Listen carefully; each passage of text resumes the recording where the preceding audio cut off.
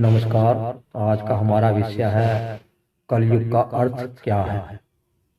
क्योंकि इस कलयुग शब्द को लेकर इस कलयुग का लोगों ने जन्म कर दिया। कब से जन्म हुआ, कब से इसका पतन होगा, कब यह समाप्त होगा, ये सब कुछ लोग पहले ही बता चुके हैं, बता रहे हैं। जो लोग धार्मिक आस्था में लोगों को बांध रहे हैं, लेकिन इस युगों का असली मतलब क्या है वो हम आपको बताने की कोशिश करेंगे।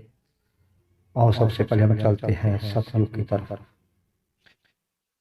सतयुग, अब सत का मतलब होता है ताकत, युग का मतलब होता है समय या काल, यानी कि जिसमें एक मिनट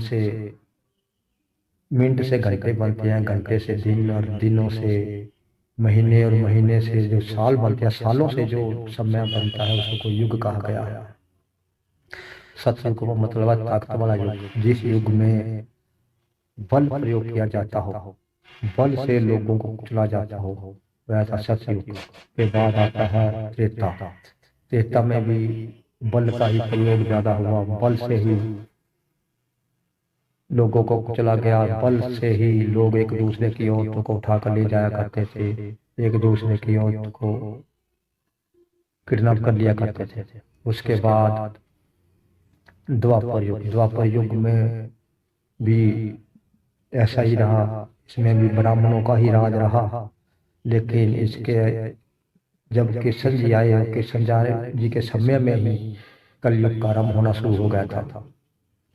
क्योंकि इसका आरंभ यहाँ से पता लगता है कि जब लोगों ने डरना बंद कर दिया, एक भीड़ ने जब श्री कृष्ण जी को तीर मारकर उसकी हत्या कर दी थी, तो समझ लीजिए लोगों ने डरना बंद कर दिया था, तब कलयुग शुरू हो गया था। तब से आज तक ये कलयुग चल रहा है, कब तक चलेगा इसका कोई पता नहीं। अब कलयुग का अर्थ क्या है। जिस तरह पिछले युग का अर्थ आप भली भांति जानते हैं, उसी तरह आप कलयुग का अर्थ भी आप जानते होंगे। फिर भी हम बताते हैं कि कल का मतलब है कला, और युग का मतलब तो आप जानते ही हैं। कल युग यानी कि कला का समय है। इस टाइम जो है मशीनरी का युग है, लोग जागरूक हैं। एक देश अपने देश में बैठा ही दूसरे देश पर अटैक कर सकता है, कई कई देशों के साथ इकट्ठा एकदम लड़ सकता है। इसे कहते हैं कला का युग। हम जैसे हम बैठे या आप हमारी वीडियो देख रहे हैं, औरों की वीडियो देख रही हैं, आप फिर बातें कर रहे हैं, ये भी सब कला में ही है। हम बाइक यूज, मोटरसाइकिल, इतनी मशीनरी यूज करते हैं, ये कला ही है। हमारे घर में जो खाना पकता है वो भी कला से ही पक रहा है, यानी कि इसे कहते हैं कलयुग। कलयुग कोई ये नहीं है कि वो कलयुग कोई भगवान है या प्राण है, ढींग, ऐसे लोगों ने, धार्मिक लोगों ने चला रखी है बातें कि कलयुग भगवान है, कलयुग सबसे बलवान है। नहीं, बलवान इसलिए है क्योंकि इस पे कला का युग है, मशीनरी का युग है, इसलिए यह युग बलवान है। कलयुग का असली मतलब यही है, मशीनरी का युग, उसे कहते हैं कलयुग। अब इस कलयुग की खासियतें बहुत ज्यादा है। पिछले जो तीनों युग थे, तीनों युगों में गरीबों का दमन किया गया, गरीबों के साथ रेप बलात्कार हुए, जबरदस्ती की गई। लेकिन इस कलयुग में ऐसा बिल्कुल नहीं, कोई किसी गरीब के साथ जबरदस्ती नहीं कर सकता। आजकल जो समय चल रहा है, इस समय में तो बिल्कुल नहीं कर सकता। एक मिनट से पहले मीडिया वहां पर पहुंच जाता है तो पोल खोल के रख देता है। इसलिए इस कला के युग में गरीब महफूज है, औरतें महफूज हैं, लेकिन अपनी मर्जी से कुछ भी करे अलग बात है, लेकिन कोई किसी के साथ जबरदस्ती नहीं कर सकता इस कलयुग में।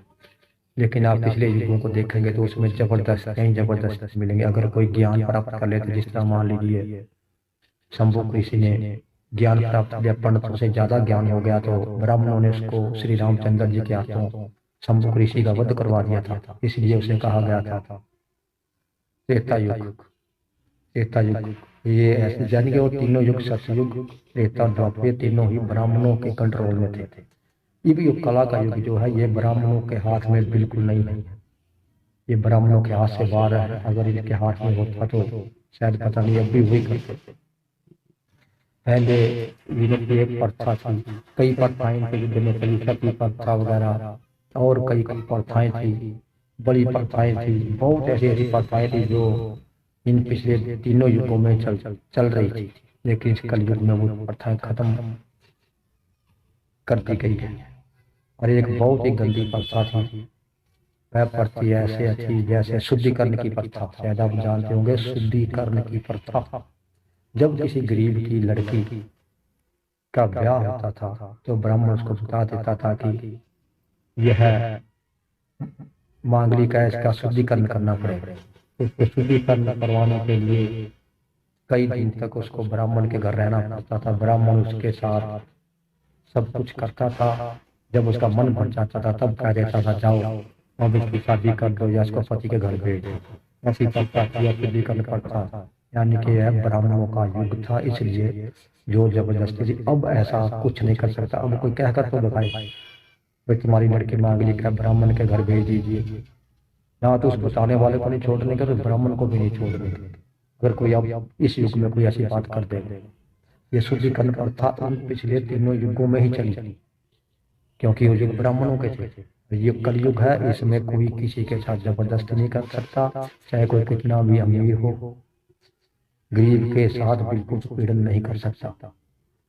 अगर गरीब अपने आप मेरे जैसा किसी के साथ भिड़ेगा तो अलग बात है, नहीं तो किसी को कोई कुछ नहीं कहता। कला का युग है, 1 मिनट से पहले खबर पहुंच जाती है, मीडिया पहुंच जाती है, सब महफूज हो जाते हैं। बाकी आप अपने दिमाग का इस्तेमाल करके देख लीजिए पिछले तीनों युगों में क्या क्या बुराइयां थी और इस युग में क्या क्या अच्छाइयां हैं। इस विषय पर वीडियो हम आगे बनाएंगे, क्योंकि वीडियो लंबा हो जाएगा।